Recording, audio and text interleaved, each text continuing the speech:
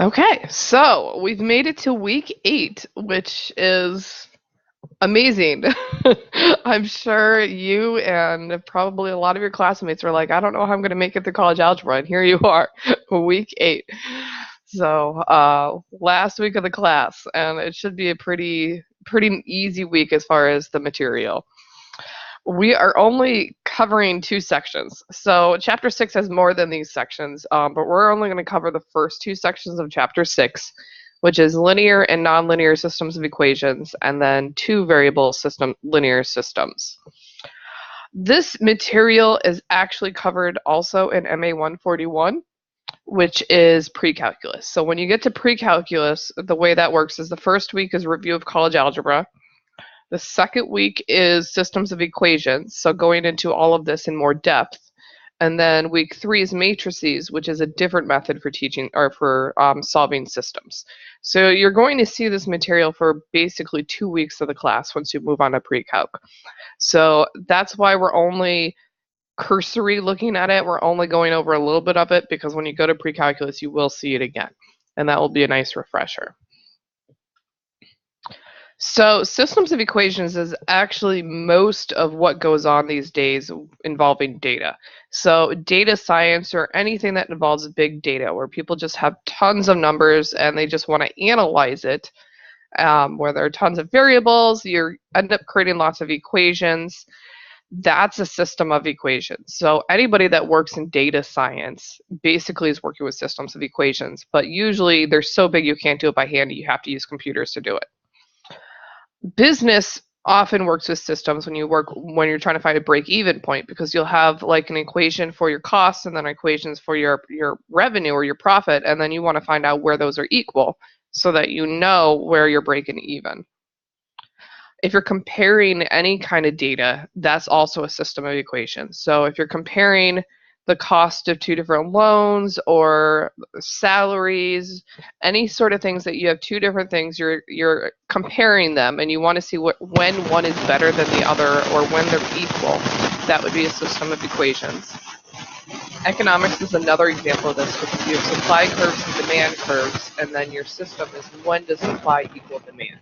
So systems are used a lot more than you may think, and it's they're not too bad to solve when you just have 2 variable systems. But when you go on to pre-calculus, you'll learn how to solve some of these using technology, which is a lot more common when you have larger systems.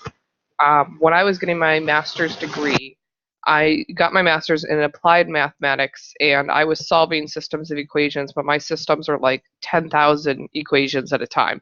So definitely not doing by hand. I had to program a computer in order to solve those for me using a particular method, and it would take hours at a time to solve. So um, a Hey, lot of these things, yeah.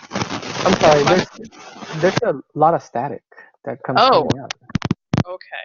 I have this problem sometimes. What is going on? Is this better at all? Yes, it's gone now. Thanks. Okay, it's gone. Yeah. Yeah, let me know when it comes back. Okay, I'll just raise my Um, hand if it comes. So, okay, all right. yeah, if you just click the raise hand thing, I really need a new headset because this has been doing this a lot in the past couple weeks, and so I don't know what is going on.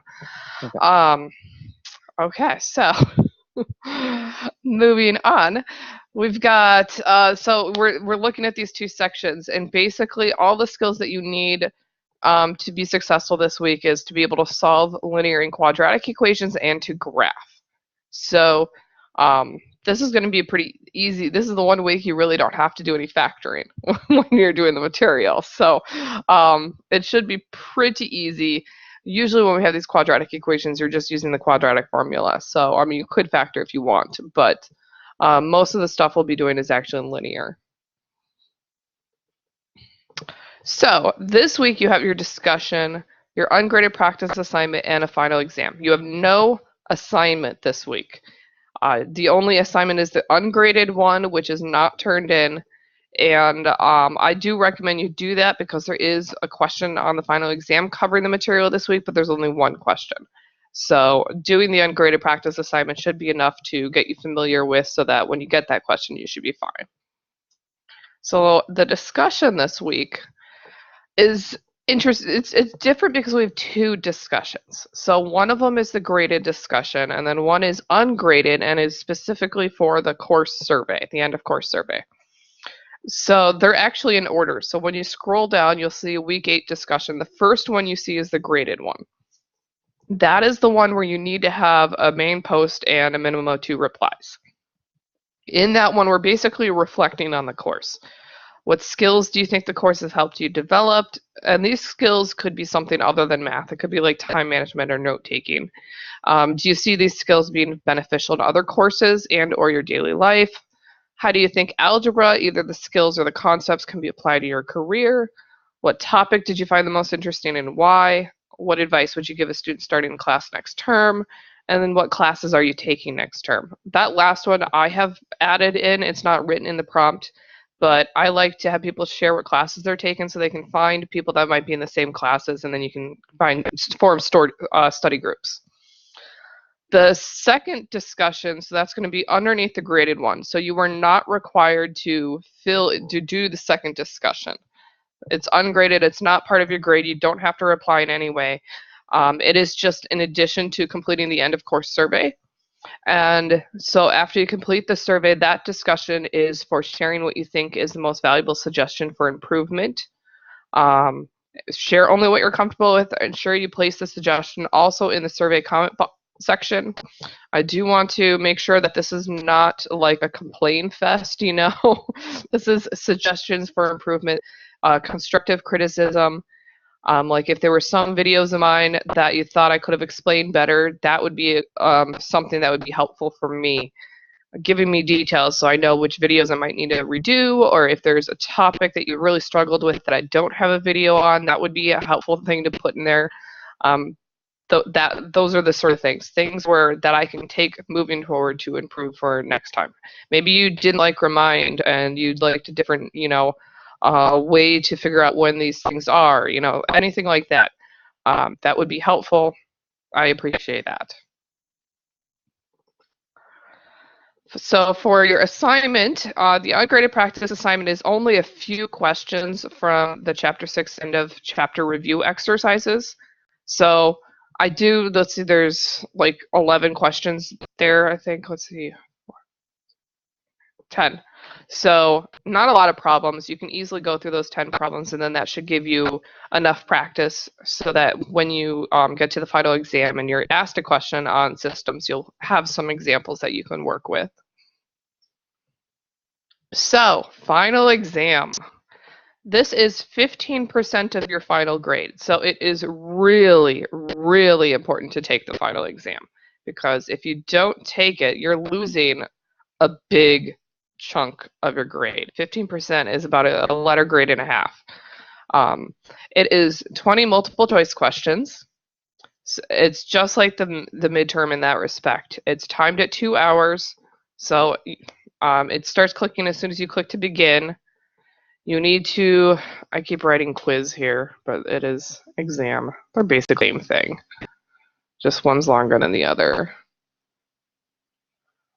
But you want to make sure that you have those 2 hours free to start it. Specifically with this final exam, you make sure you start it before 10 o'clock Tuesday night, because the course closes Tuesday night, and it closes at 11:59 p.m. If you start your final exam after 10 o'clock, you're not going to have your full 2 hours, because once the course closes, it's done and you're going to lose access. So you need to make sure you have started the exam at least 2 hours before midnight on Tuesday night so that you have enough time to finish the exam. So just be aware of that. Definitely write down your work as you complete the exam, and make sure you submit your work to the Dropbox. And that's another thing. You want to start it early enough so that you have time to submit your work to the Dropbox. Because if you don't submit that work, you get that 50% penalty for not having the work, and you do not want to get a 50% penalty on your final exam, because that would take a huge hit to your grade.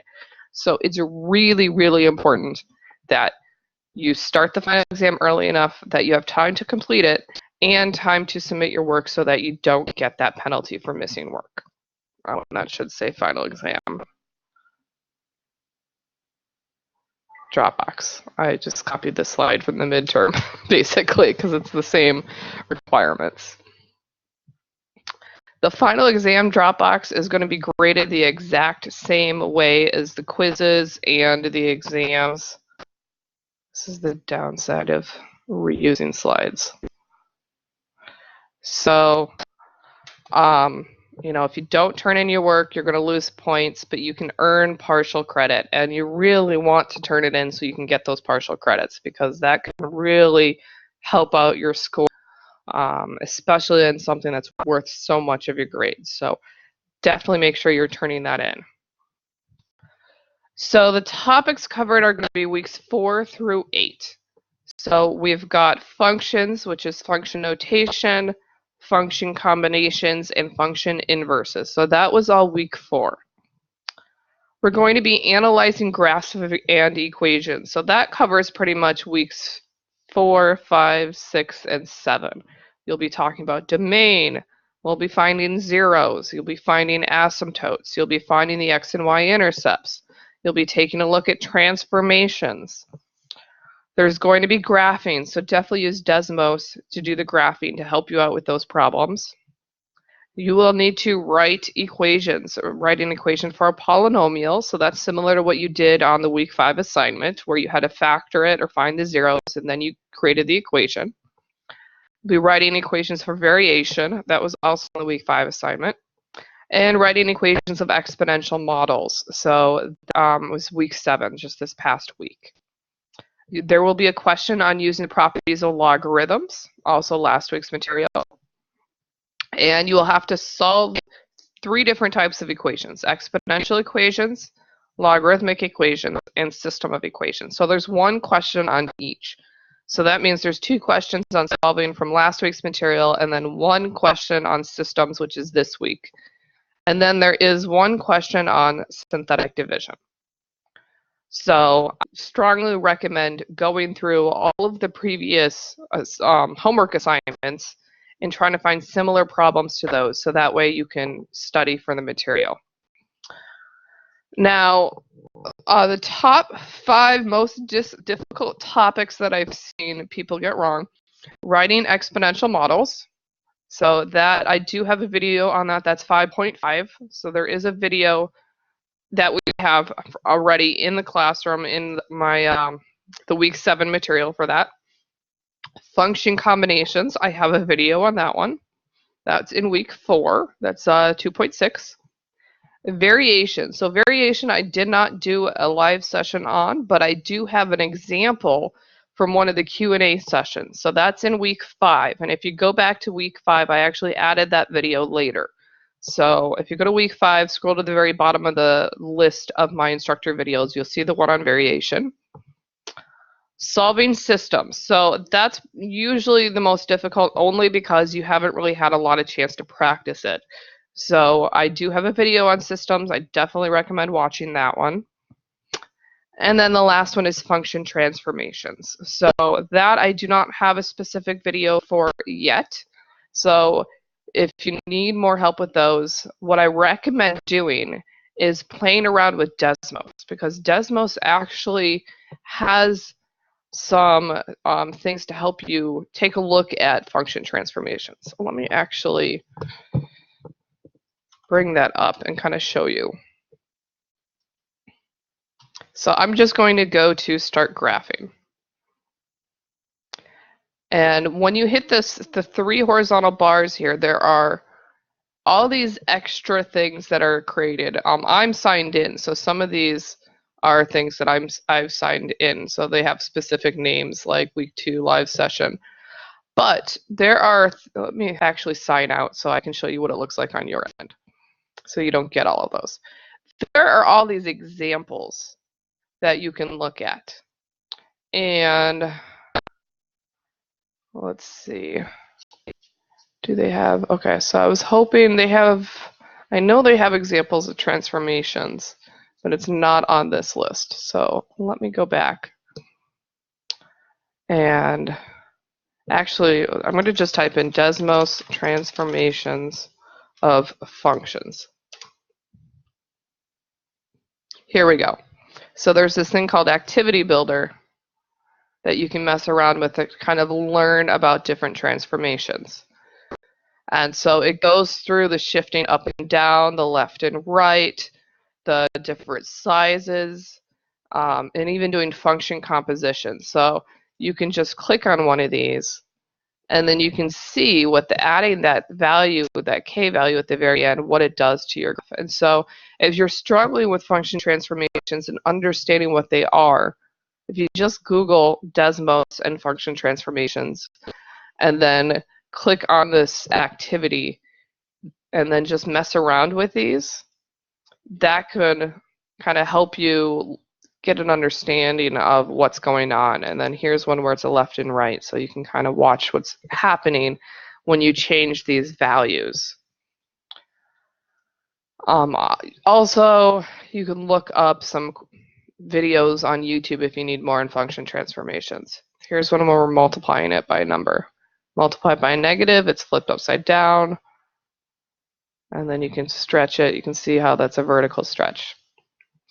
So that might help you. I know I definitely need to do a video on function transformations. I just have not done that one yet. So studying, make sure you're reviewing all of your assignments from weeks 4 through 7. Review your quizzes from weeks 5 through 7, because there's also questions on the quizzes. And if you got some of them wrong, redo them just to help you study. You can do practice problems from each of the sections that we covered. You can do problems from the cumulative tests, and you can do practice problems on IXL or Khan Academy. So I would recommend find where you probably struggle the most and focus on that. So that would be the most effective way to study, is to say, where am I struggling the most? Well, let me study those areas first. And so, suggested schedule. We have only 2 sections, and so if you get those right away, that basically gives you 4 days. Of course, with the holiday, you probably are not going to be doing it on Thursday, so maybe you'll do it like Friday or Saturday, depending on if you have Friday off or not. I know the holiday kind of throws a kink in things, but you should have plenty of time if you spend a section a day to study for the final exam. And I have listed where to find the cumulative tests and which problems to do from those. And take that extra time to work on any assignments that you have low grades on, or maybe if you're missing work, or if you have some drop boxes that you have not turned in the work for, definitely get those in. That is actually, I would make getting in any quiz or exam drop boxes your priority, because those have the biggest effect on your grade. So make those your priority to make sure you get those in, and then go back and do missing work, and then go back and do resubmissions last. So that's what I would do if you have missing work. That would be what I would make your priority. But your number priority should be to make sure you do the final exam. That's for sure. Definitely do the final before you try to do anything else. And now that we're reaching the end of course, there's a lot of important dates. So this course ends Tuesday, which is December 3rd at 11:59 p.m. Central Time. So at midnight, you lose access to the course. It will disappear. You won't be able to log in. If you're in the middle of something, you won't be able to submit it. So you need to make sure you're aware of that. Whatever you do, you need to make sure you finish it before midnight on Tuesday. No work is accepted after the course closes. And this includes emailing me assignments, because everything is required to be submitted in Blackboard. That's one of our requirements of accreditation. I don't know what the specific rule is, but everything needs to be submitted in Blackboard. So I can't accept emailed work. So that means you have to submit it before the course closes, because otherwise you can't get in to submit it. Final grades will be submitted by Friday. So that would be next week, Friday, which is December 6th. grades are not going to be emailed out. So the course, once the course closes, it will reopen over the weekend so that you can take a look at your grades. So like Saturday and Sunday, you should have view-only access to the course. So you should be able to log in and take a look at your grades. So that way you'll know what your final grade was. After Sunday, it will close again because that's when incompletes begin. So incompletes begin December 9th, and those go for 2 weeks. In order to qualify for an incomplete, you need to have completed at least 50% of the work and have extenuating circumstances. In order to get it incomplete, you need to email me your request. You need to specifically say, I would like to request an incomplete. You need to have documentation as why you're requesting the incomplete. And then make a list of all the assignments you have missing and with due dates for when you plan to get those in. That way you can keep yourself on task. So you're going to want, if you think you need an incomplete or qualify for one, you're going to want to make sure you do that before the course closes. Because once the course closes, I start submitting grades. So, and if I've already submitted a grade and then you've emailed me for an incomplete, there's nothing I can do. So if you have extenuating circumstances, you need an incomplete, email me before the course closes. Your next term starts December 11th, so you'll actually have a week break, which is really nice because we haven't had a break week in a while. So you're going to have a week off between when this term ends and your next term. So I recommend that you use that week to make sure you can access your ebooks because you should be put into your new courses. You'll have your preview week, and the first thing I would do is log into your new course. Make sure you can get to the ebook because if you can't, that's when you want to resolve all those issues before the course starts so that you don't start behind, basically. So I think that's everything you guys need to know. Do you guys have any questions? And this could be questions on the final exam. It could be questions on the end of the course. Do you guys have any questions for me? Did my sound go out again? No, I can hear you. Oh. I do have a question, but it's more on the final grade. You said that next Friday, the 6th, it'll Mhm. be posted. Will that also be included in the unofficial transcript? Yes. Okay. Usually, yeah. So we're required to put in grades by noon on Friday. And usually within an hour of having put in the grades, it should all be in the system and like saved, and then you can access that. I don't know how to access your grade outside of Blackboard. That is a question to ask your student advisor because Mm. I can't see the student side. So I don't know what it looks like on your side to try to access your transcript. I've never tried to do that, but it should be there. Okay, okay. Yeah, because I'm gonna use it for the reimbursement thing that I do. Yes, yeah. So Awesome. they usually post pretty quickly, especially for an unofficial transcript. That stuff usually is pretty quick. All right. And if not, you can always email me and then I can write a letter with your grade for something like that. Oh, okay. All right. That Yeah, sounds good. because that's a special circumstance. You need to get reimbursement for your work or something. So I'd Yeah. be happy to write a letter saying this is your grade that you got. Thank you. You're welcome. Are there other questions?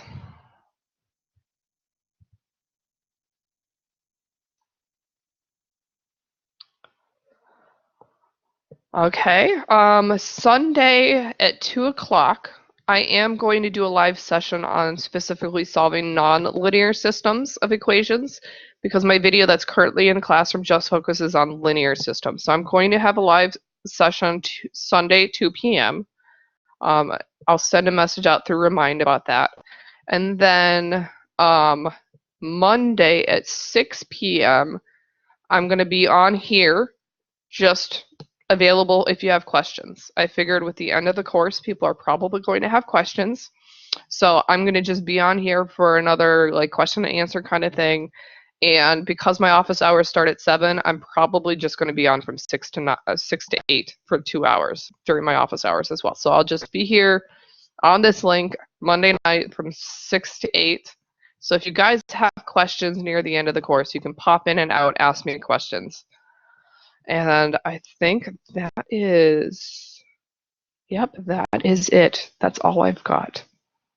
So I really appreciate you guys coming to these live sessions, asking me questions, participating. It really makes it worth it for me to actually have people show up. And I hopefully that these have been helpful for you. You've been finding the videos helpful. So hopefully you've been having a fun time in the class, as fun as you could have in a math class. You know, Mikhail, do you have a question? I see that you raised your hand. Will you be teaching pre-calculus class too? Most likely. I don't know yet. I usually don't find out until the week before what classes I'm going to be teaching, but I have taught pre-calculus the past 2 terms, so it's very likely that I will be teaching it as well. And I do live sessions in pre-calculus as well. Okay, thank you. You're welcome. Well, I'm glad you're hoping it's me. That's good. If for some reason I'm not teaching it, you can email me and I can send you the link to all my videos. So you won't get like new ones, but at least you can see all the ones that I've done before. So I've done that with other students where for some reason I wasn't teaching it and I said, I have a playlist, here's all my videos, so that way you can at least have access to them still. Any other questions?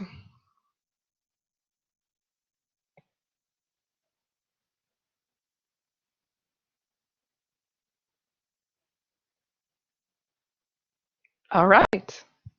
Well, I hope you guys have a really great Thanksgiving tomorrow. Grantham is going to be closed tomorrow and Friday, so if you send me any emails, I probably won't respond till Sunday. If you're traveling, stay safe. I know there's snowstorms all over the place going on, so definitely stay safe.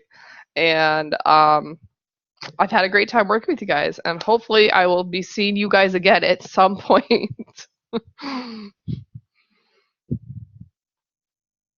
So I see Aldwin is, yes, yeah, yeah. All right, so I'm gonna pop off, get this all processed, probably rewatch the beginning to see how bad the sound issues were, and then I'll get this out. So thank you guys for joining, and yeah, enjoy your night. Bye.